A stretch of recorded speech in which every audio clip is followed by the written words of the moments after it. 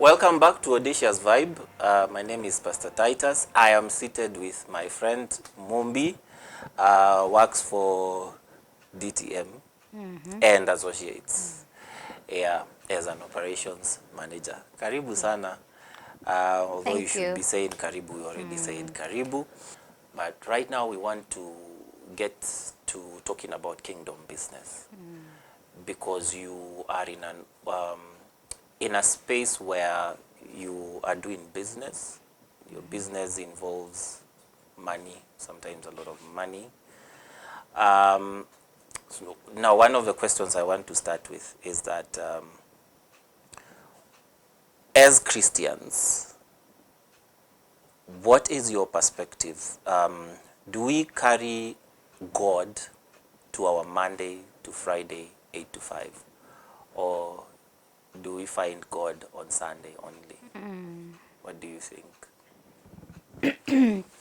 I think, sadly, most of us we don't carry Christ, yeah, Monday to Friday. I feel sometimes we were never taught how to carry him. We were never taught how to carry him Monday. What that looks like. What does that look like beyond Sunday? So most of us come Monday. Yeah. We wake up bright and early to beat the traffic, for those of us living in Nairobi, and we put on our best corporate image, and we go do business. And it's only on, no, we will call to God, sa ile tunataka biashara come through, ama call God when there's this boss who's sumbuaing you. We remember him, ako, but on a need basis. Yeah. But generally, there are many Christians in the marketplace, but we are not furthering the gospel. We are not unapologetic about our belief, our Christianity. Yeah. I keep on saying, I keep on looking at other people who believe not necessarily in Jesus Christ. Take an example like Wahindis. Wahindis, they will unashamedly put either they have a person who looks like an eye, ukinajua shop fulani. It's very spooky. And sijaona biashara ikimlemea, like unapologetically They do have it. their To gods hanged all over. Yes. So once you walk into a shop owned by a Hindu, you have no confusion what they worship or who they worship. You look at Waislamu, they close shop and go kuswali. Yeah. You know, you even find that even in corporates, they have ingrained in their policies procedures that allow even these people to swali. Yeah. Hebu jaribu kuambia mdosi wako umeenda kuomba. Am I laughing? No, yeah. I mean, No, even in church, you struggle to tell, like a church organization, you struggle to have devotion for staff. yes, There's something I have struggled with is to have devotion for staff. And we are in a church setting, so you can imagine if you're selling insurance and you're trying to have them to have devotion, how hard that will be. I know. Yeah. Yeah, so I imagine like you'll find I don't know which corporate I was being told about. They even have like a prayer room for the Muslims. Mbona hawana kanaitangwaje kale kachurch kadogo Kachapel. Kachapel. Mbona hawana kachapel? And I'm sure in Kenya right now as we are, the demographics show Christians ndio tuko majority. They've always been it's always been saying that we are 80%. So then the bigger question is, I keep wondering, so the bigger percentage is Christian, but there's also a very huge percentage of injustice, corruption happening around. I know. So who is it that perpetuates this? Wakristo. Yeah. So then that meaning that we're not taking God into the marketplace. We come to church on Sunday and clothe ourselves with our faith and our religion. Then when we walk out of the gate, go to the marketplace. We do biashara like everyone else. We hustle like everyone else. We cut deals like everyone else. So there's no place for faith. Yeah. Yeah, I think, and that's what I was saying. I think we weren't taught, and then also we've not seen examples before us. They are far in between. They are fine. You really need to look hard. A practicing Christian, you know, somebody who's doing it Monday to Friday, by the lazima utafute, because ni wengi who believe, ni wengi na nakwambia ameokoka, until when you're somewhere in the middle of that deal, you're like, okay, They are cutting the deal like everyone else does. whoa. There's no. In fact, they know it better. They know. Oh, hey, wacha tu. So that's a marketplace. It's ugly. It's very cutthroat, but they're there. There's a remnant. There are people who've always done business right. I think we have to say that it's not all rotten. Yeah. There are few and far in between, but wako. There are people who've carried Christ into their business. There are people who've done kingdom business. Yeah. You know, and even if you're not doing a business, even if it's in your workplace and you're employed, there are people who are doing things right, who dare to say no, who dare to say I can't do such a thing, it goes against my faith. Wako. There are few, but I guess there are people who we can learn from. Yeah. And I think for me that has been my decision, that is something I need to aspire to do. Ni ngumu, but it's doable. So the other question, do you think, should we make money? Tena sana. Should we be wealthy as Christians? I know it's one of those things that how do I say? We don't want to talk about a lot because it looks like there is a bit of ungodliness in being wealthy, which is a misconception. So you're in business. First of all, should we make money? Should we be wealthy as Christians? Number two, is there a way as a Christian that you can be wealthy, that you can be rich and not be corrupt? Okay, should we be wealthy? The Bible in Genesis, it talks about to take dominion, you know, to take dominion and subdue the earth. Yes. You know, we are the creation that God gave that mandate, that for all, whatever He'd created the first, is it 5 days? Correct. The first 5 days, when man was created, alisema, you take dominion and subdue. Yes. God expects us to subdue and be innovative and redeem the earth, you know, for us who are born again. That was God's mandate. That was God's agenda. So I believe, and it's the same Bible that talks about it, God who gives you ability to create wealth and accept your lot in life and enjoy. So it is God's agenda to make money and make wealth, you know. And I think, for me, I think if you're to have impact in this world, if you're to have impact in this world, one of the mediums that we have that operates in this world is money, you know. And if you're to have an impact, God is giving us this money so that we can be good stewards and reach out to people. I mean, there are hospitals, there are so many things we can do with money. Hospitals, there are children we can educate. We can transform our environment using this money. So pesa ni poa, pesa ni poa. It's the decisions you make and the associations you create and the principles you create around money that makes a difference between pesa kuwa mzuri na mbaya. But I think money in itself, God wants us to thrive. God wants us to become successful. God wants us to make wealth. God wants us to make wealth. God but wants us to be wealthy. Sana. Yeah. Money that's in a believer, it's supposed to further his kingdom. It's supposed to bring redemption. It's supposed to what Christ talks about. We have life and life in abundance, and I don't think it's just for us. Ndio tu ati uishi kwa penthouse ama ni aspirations gani zingine, I don't know which car. Drive a Lamborghini. Hi.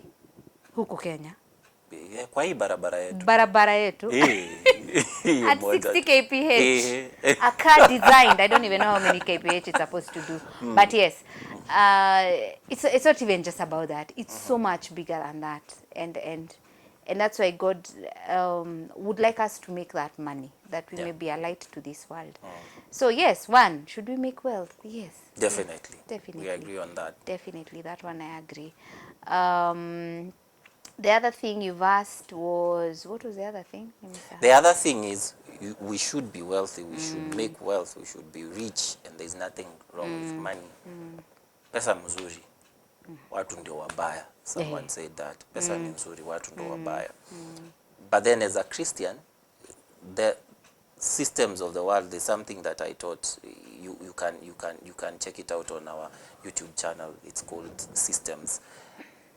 I taught that the systems of this world are not wired to help you as a Christian to thrive. They generally actually take away from you. So that there is a way the system is wired that as a Christian, you find it difficult, or it's actually, if you take that path, you get lost. Why? Because if you want to get a tender, then kick back. If you want to get this deal, then there's something you have to do. That is definitely not godly. So now, how do we make wealth in such kind of a system? How do we thrive in a system that is not created for us to thrive? So that's a question I'm asking. Okay. I think one, you and God need to have like a very clear and intimate, and you work at it every day. You know, for it to make sense, why would I go to the marketplace and not conform? Yeah. Your relationship with God must be at the center, so that he informs and he speaks to you about what it is, how it is he wants you to live. Christian living. Lazima ukijua hizo. Now once you know that, you're in the marketplace. The systems of the world, as you say, they're very different. Hapa ni biashara.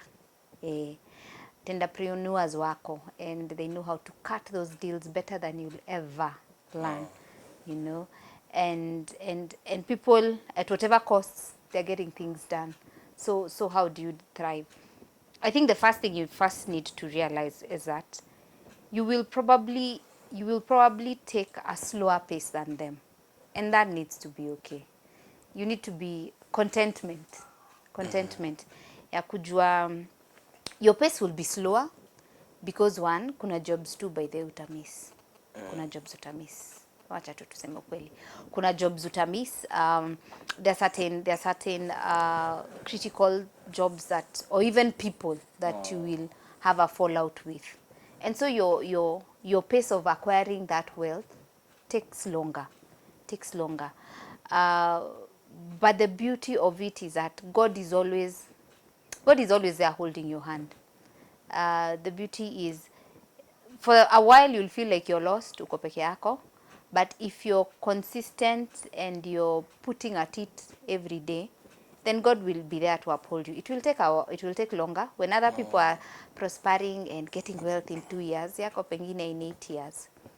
But the beauty is the journey. You learn very critical things about God, and si rahisi, by the way, si rahisi. Si hata mimi kuna siku namkani kwa hata we Mungu achanga jokes. You know. And even you want to say, there's a friend of mine who was telling me, let me get inside. Then once I do the job, you will be glorified.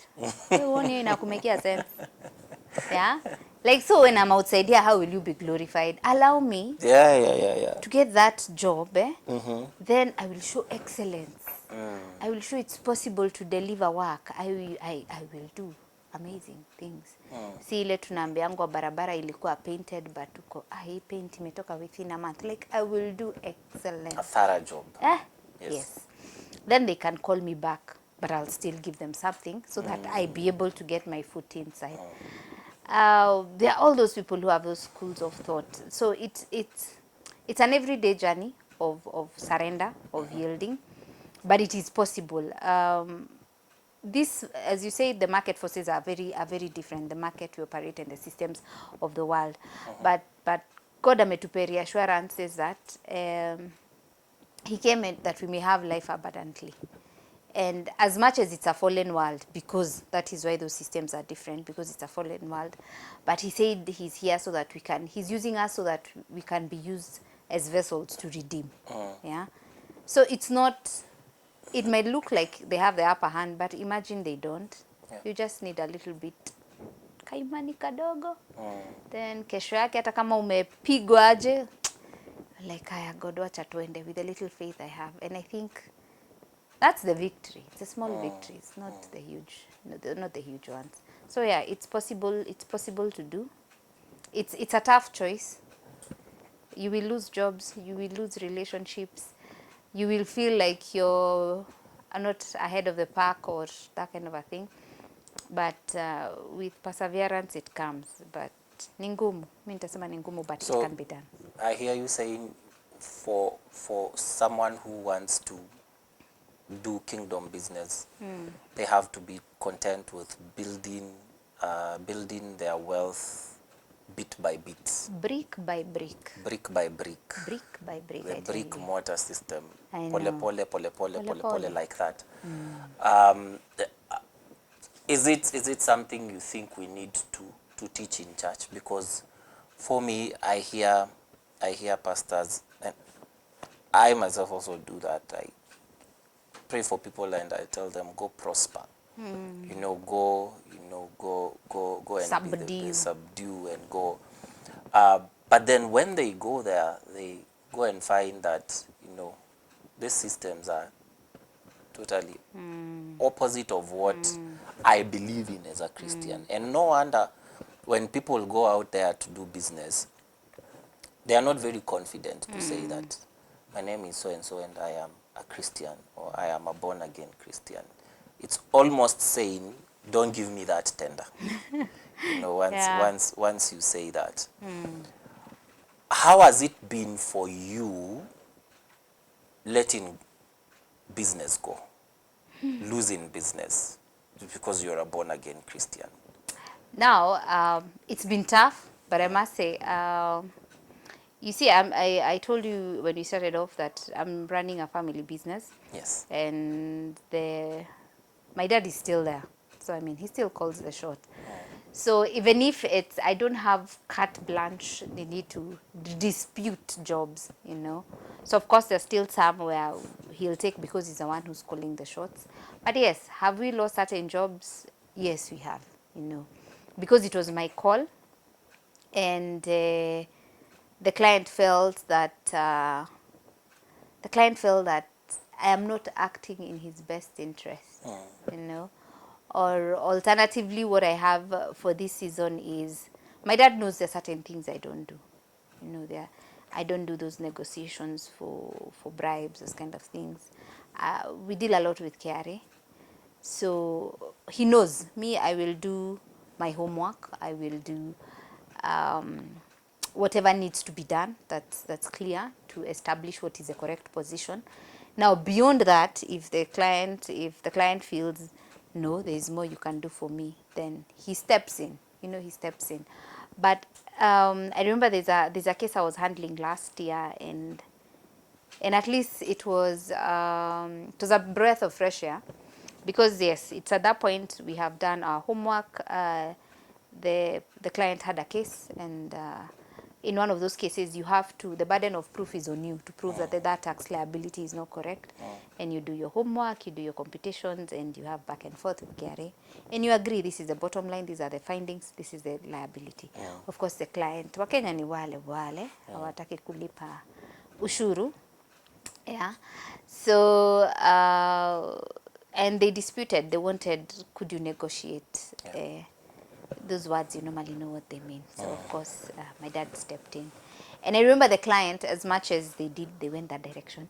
I remember my dad, the client was very pleased with me. and they paid up their dues up front, and I was a little bit and they're born again. Very. Aye. Even though like, oh my gosh, that's amazing. But they were still cutting deals. Like even me, I believe in that. I get you. But yeah, they still negotiated it. So I was like, unaniget but hauniget because of the virtue that you're still proceeding on. Yep. Yeah. So there are a few people who will, when you're bold enough to speak it, maybe I guess you also give them some boldness. Yeah, you give them some boldness because yes, they are born again, but maybe at our age you could navigate, you know. And so if they see somebody who's bold and courageous to say no or to put their boundaries, Yeah. unako okay, nitajaribu hiyo next time, lakini hii time wacha kwanza ni reduce liability. Yeah. But yeah, yeah, so it's I firmly believe that a brick at a time, you just have to be patient, and God anatupeanga tu your strength pole pole. What do you know? How do you know what business to take? What business not to take? There's once there's a client who was on board. Maybe to answer that question, there's a client who was on board, and we were now to transition to very big business with them. The nature of the work was to change, but already my interaction with them prior, and some of the comments they were putting out there, like I don't like paying taxes, I believe these people are wakora. And as true as that might be, but give to Caesar what belongs to Caesar, period. Yeah. So by that, I just found a way of kuachana tu na hiyo biashara, because I could already project this will be it, tutashinda tu tukisumbuana. Yeah.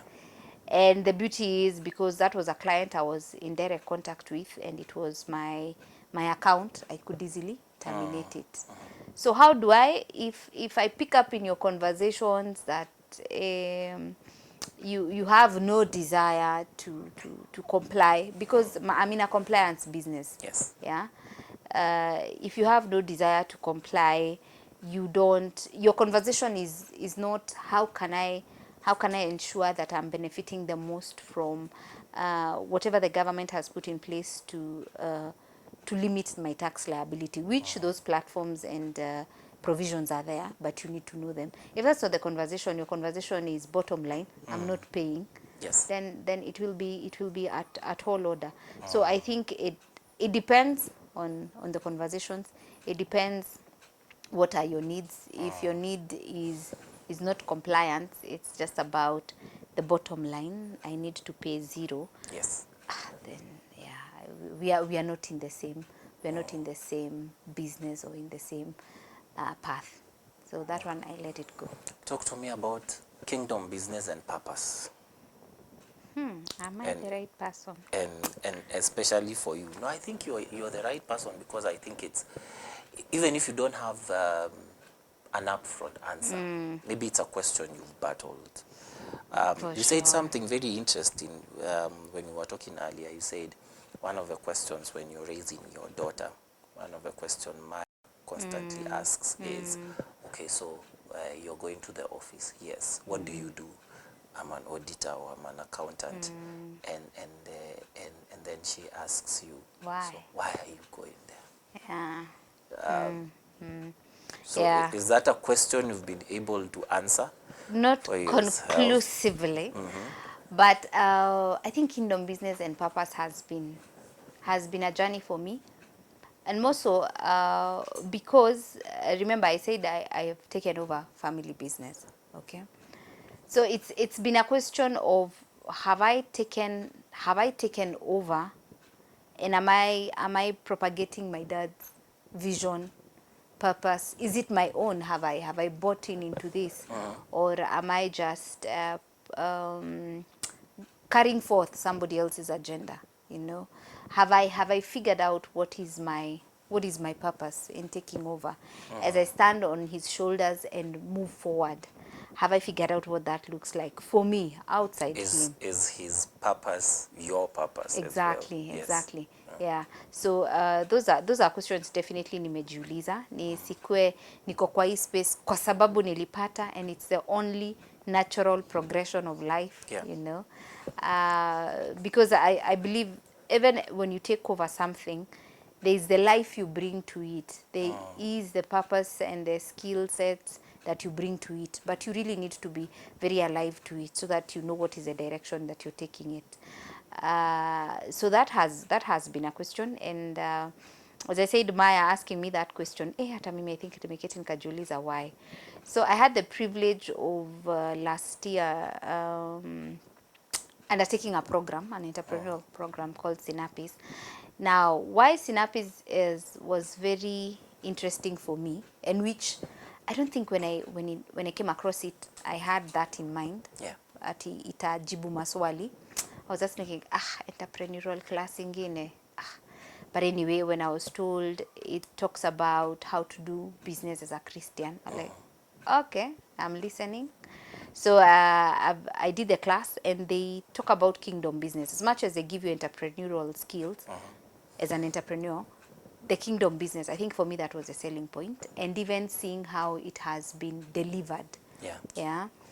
It makes it very practical and talks about how to make it practical. Because remember you said, is it something church should talk about, business owners and kingdom business? Are those conversations that are in church? Yeah. And I remember thinking, yeah, even for church inafaa iseme, si pasi kuja hapo kutuambia, you should do what is right, you should not cut a bribe. Yeah.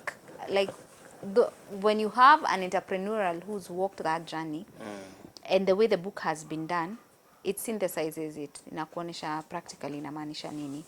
Like ikisema you want also your staff, they reach their purpose, because the measurable impact is not only to your clients, it's also to your employees. What does that look like? Do you pray for them? Yeah. Do you even know what are their capabilities so that you push them toward that direction? Ama we tu unajua, get the job done, get your paycheck, you know. Do you propel them? Are there even others you can tell them, quit, I feel this is where you should be heading, and point them in that direction. So it was quite an eye opener, because kingdom business is much bigger than just you doing stuff, you know. You just the bottom line for the profits, Yeah. you know. It's bigger than that. And so that has been for me the biggest take home with the Synapis program, because of understanding that God will use my business to draw people to himself, you know. By the way I act, I can influence my employees to get born again. By the way I act and do business, I can reach out to my clients. Yeah, I don't think I ever saw it that way. And it gives those practical skills. Yeah. Yeah. So kingdom business and purpose, you can use your business to achieve your purpose. Yes. And Yeah. you use it as a kingdom business. Yeah. And it's a mindset. It's a mindset. It's a mindset. Have you gotten to the point where, I don't know whether this is philosophical or people actually get there, but have you gotten to the point where when you wake up in the morning, you're going to your office, you feel like this is where I'm supposed to be, and I am fine with where I am? Nah, I Right. don't think I've gotten there. I think I'm still trying to figure it out. I sit like this in my office. I'm like, is this it? So I think bado niko kwa hiyo safari. I've not quite figured it out. Yes. But I am grateful to know that it exists. It's not things in my head. So it exists, and there's kingdom business, and Yes. and I'm alive to the fact that I should not just do business as usual. You know, I'm a Christian. I'm in the marketplace. There should be a difference. Yeah. There should be a difference. I should have excellence, because also hiyo ndi kitu ingine. Mambo ya tuko hapa wa Kristo, but wewe ndio ulipangi watu. That's also kingdom business. You don't pay your employees. You don't pay your suppliers. Yani you're the worst. Like people, when they imagine they have to deal with you, they cringe. You And know. you've had, I've also said it sometimes, I'd rather deal with an unbeliever Si ndio? than deal with a Christian, because a Christian will, almost be, what do we call it? They'll almost be below par, underperform, but they are, like Bwana Quacks. asifiwe, I and know. full of, but we really, really lack excellence. Yeah. But So kingdom business shouldn't be like that. it should be about excellence. You Should be should about, know your thing. You should be on top of your game. yes. Because imagine if I'm coming to influence somebody else, even who's not a believer, and even what I'm delivering, if it's audit services, I don't come on time. When I do my presentation, my whatever I say I'll do, I don't deliver. My team comes in a certain state, like the client feels, hawa ndio Wakristo. Like, Yeah. how will you even have a platform to talk to them? Like, already they've dismissed you. You're not excellent at your job. Yeah. So what else? What other conversation can you have? I mean, you would be an influencer because there's something to talk about, because you're very excellent in the way you do your stuff. Yes. So that becomes a starting point. Sasa kama hatuko hapo, itakuwa ngumu. You think that's one of the reasons why we do not thrive in the marketplace as Christians? That's We for lack sure. excellence. We lack excellence. Yeah. We don't want to put in the work. We don't want to get tired. We want You want to instant praise, though, coffee. Tunataka and ushinde fast for ukiomba. business. You fast for business, Yes. but utafungua saa 4, hauna ile product inapatikana, uko na product mbaya, ukiniambia utaleta hauleti. Yeah. And you're telling me you're born again, like it's the worst. I mean, you deal with other people who are not believers or any other denomination. They deliver far and beyond. And it's a sad. misrepresentation of the God we serve.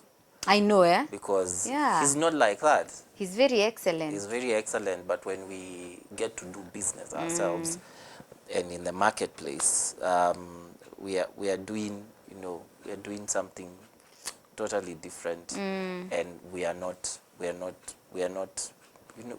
not performing. I know. Well, You've not gone to those fundis who shonea for you mfuko ni ya green ingine. I don't know, it's been stitched how. And then like, when you walk in, of course, he has that some nice gospel music playing on the background. He's singing, and of course you can't get him, or she can't get him after certain hours ako church ministry. Aki lakini yongu ataiabudu Mungu. Ai. Yeah, green sijui na kala ingine. Hauja stitch vizuri. Yeah, so and so I think God is very excellent. We lack in the area of excellence. That's one of the reasons why we do not thrive in the marketplace, which is a misrepresentation of God. As we close, you are raising children. And one of the things that I normally ask people is, what are you doing different in terms of financial literacy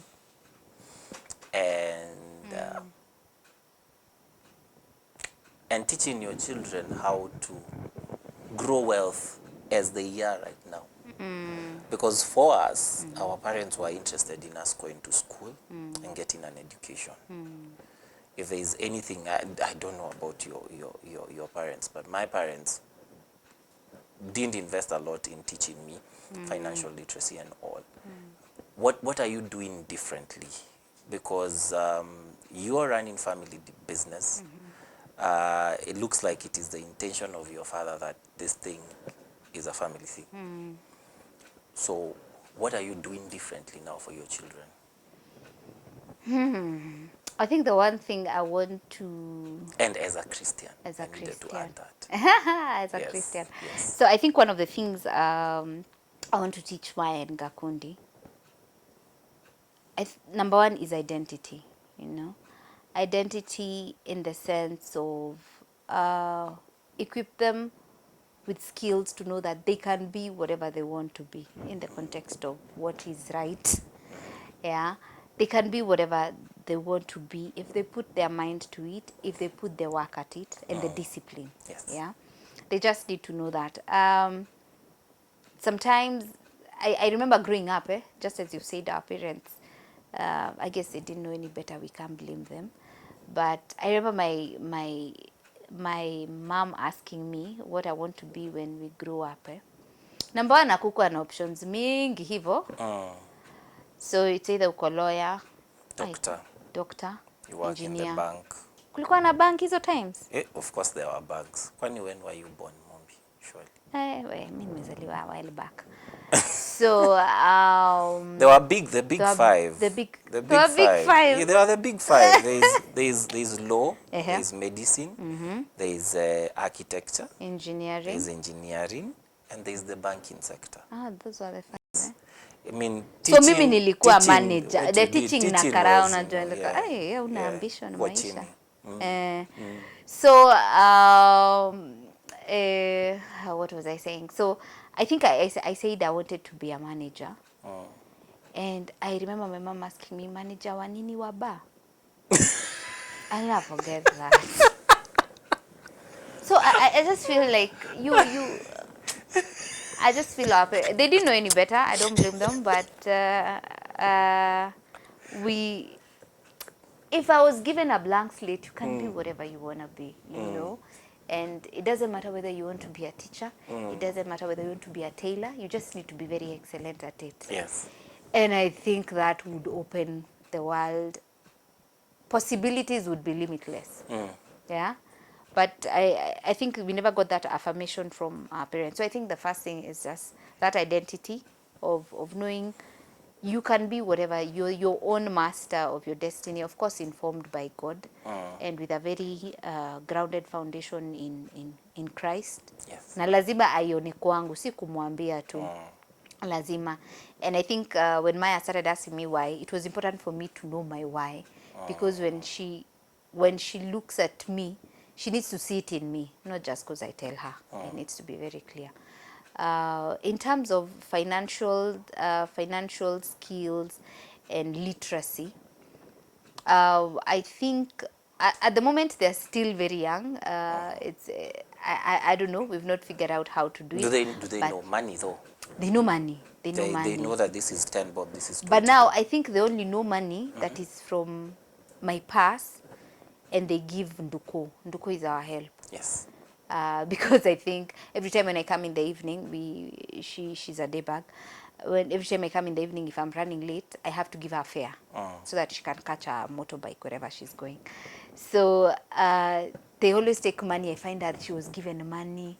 So she's like, this money. So Gakundi is very, anajua pesa ni Nduko kwa hii nyumba. Yeah, so but as they grow up, one thing we are very clear on, we'll teach them, especially okay, for both of them, we'll teach them those skills of maybe when they get of age, like let them run the family shopping or grocery budget for a month. Kama mtu amefunga shule, ndio hiyo do, you figure out what we are eating, wendo ununue, you know, those kind of things when they become of age. Yeah? But before that, I don't think we've quite mapped out exactly what that looks like at that young age. But one of the things that we are still trying to figure out is budgeting. Because I think some of the things that have zimesumbua familia, people don't budget. People are just winging it with their money. You know, pesa ikikama ama tunaipangia hata kabla ikama ama ikisha kam, you know. There are no clear budgets. People don't have clear goals, what they want to do with their money. So those are the small things. I mean, when Maya is given some money, I don't think amefika kupewa, but when she's given some money and she can count, because right now even when she's learning counting, you know. So how do you manage that? Because I think the only other money she knows is money for Jesus. Yes. So money for Jesus, you're supposed to give money for Jesus when you go for Sunday school. Yes. Yeah. But for sure, those literacy classes and managing your small monies. Unataka kwenda shule, what do you need? Write a budget, then buy. If you go overboard, what will you do about it? I think it's important those things we start learning tukiwa tu wadogo. As you start teaching them to your kids, because like you've said, many people, grown-ups, can't budget. They don't save. They don't. I have a friend of mine who told me, when I taught a lot about managing God's resources and savings and all. She told me, what's the reason why a Christian should save? I mean, why are you saving? Saving is quote unquote a lack of faith, because God will always provide for you. So you saving is like telling God, I don't trust you enough that you've got my back when you know things go wrong. So even Christians, mature Christians, do not know that. True. Yeah, so I don't know, parting short, anything else you want to add to this conversation, kingdom business? Kingdom business. Yeah. I believe, not I believe, okay, I believe, and it's a work in progress. But I believe as Christians, if even if 1% of us as Christians would wake up to our calling and do half of the things we're supposed to do as Christians, the world would be a better place. I think the reason we're in the state we are in, it's because there are Christians who are ineffective. There's power in the God we serve. There's power in us making a change one person at a time. I think there's power in that. I just think it's high time as Christians. We need to wake up and respond to the calling, to the calling we have in us. And I'm speaking, I think, to the born again Christian, the church. The world is fallen and in its state because the church, let me say the church, tumekuwa kitu ingine, you know. There's once, and I think that thing always rings a lot in my head. There's once a friend of mine told me he was stuck in, the mom was stuck in Dubai. So akasema alikuwa kwa airport. No, she wasn't stuck. She was coming back to Kenya. Amekuja kwa airport, amerealize ameacha passport. And she's just thinking, ya sasa nenda na hii mizigo nirudi kwa hoteli. And figures, okay, this is the airport, let me talk to that cop or the security guard, and goes like, can I leave this mizigos here? I need to go somewhere. The cop is just like, wait, just leave them over there, points to a corner. She's thinking, you're here, the corner is there. It's like, yeah, kamwambia leave it, no one will. That's where, Dubai, Kenya? Dubai. Oh, okay. So leaves it at the corner. Cop hata security guard hata hayuko. I think hata vile tu alitembea alimalizana naye aka move on. And she's like, okay, I'm gonna do this. At least passport haiko, nikirudi nipate zimeenda, ni ndege tu nitapanda niishie home.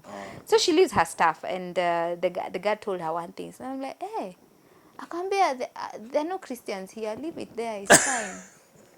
Oh my gosh. Oh my God. What does that mean now? There are no Christians. So hakuna mtu ataiba. In other words, no Christian will steal from you. I know. It's only Christians who steal. You know, that reminds me, I was in Somaliland. I was in Somaliland, and it completely shocked me. It was I think it was on a Friday, and we were in town. And in Somaliland they do money exchange, like in the open. Kama nyanya? Yes, so you'll find people with bundas of money. Like they're just seated there, they are trading money. Okay. And then they call him Mwathini.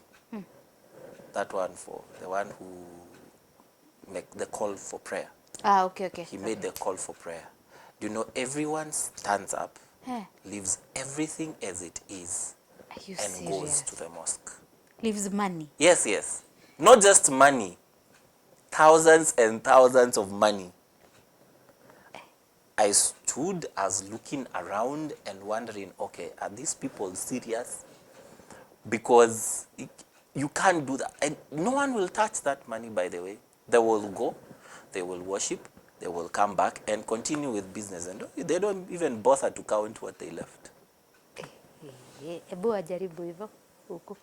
Yeah, so that tells us, like you're saying, yeah, you know, we are not authentic Yeah, Yeah. like tunafanya disservice to Christ. Like yeah. if you could just wake up even like to, I think at a 20%, at a 1%, would have a transformed world. So I think to each one of us, we have power. We have power. Christ has given us a power. We just need to go out there and Yeah. do it. And live this world. Wacha Dubai angalau. Ai. Eh. Yeah, so for me, I think it's that we need to preach with our actions and Yeah. our faith.